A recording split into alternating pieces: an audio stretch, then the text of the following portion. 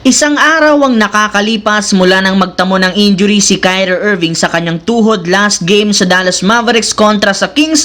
Inanunsyo na nga na out for the season na ito since kailangang sumailalim sa isang operasyon at mahaba-habang recovery. At matapos ang nangyaring ito, ibinulgar nga ng isang analyst na bumagsak ng husto ang tsansa ng Dallas na makapasok sa playoffs at maging sa play-in tournament. Kahit man nasa ika-10 sila sa West, hindi para naman malabo na bumagsak sila sa ika-11 kapag nagsunod-sunod pa ang pagkatalo since as of now, si Klay Thompson na lang naman ang pinaka-inaasahan ng Mavericks ngayon sa scoring. At dahil sa pangyayari, may lumabas ngang balita na kinukonsidera na ang kanilang superstar na si Anthony Davis na hindi rin maglaro sa mga natitirang games ng Dallas ngayong season. Sa madaling salita, posibleng maging out for the season rin si Davis gayong napakaliit na ng tsansang umabot sa playoffs at malabo na rin naman silang magkampiyon sa kakulangan ng mga key player. Kaya imbes na ipagsapalaran nila ang kalagayan at kalusugan ni Anthony Davis, pwede nga nila itong hayaan na lamang na makarecover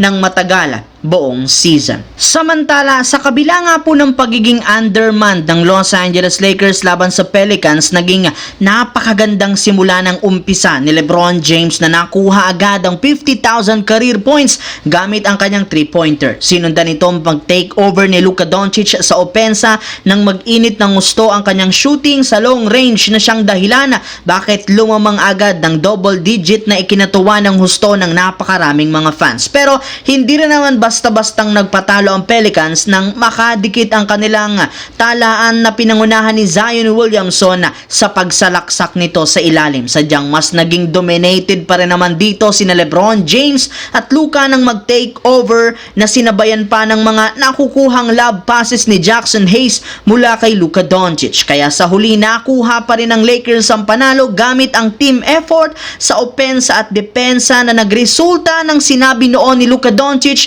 na napakalaki ng potensyal ng kanyang team na mas lumakas lalo sa mga susunod na laro.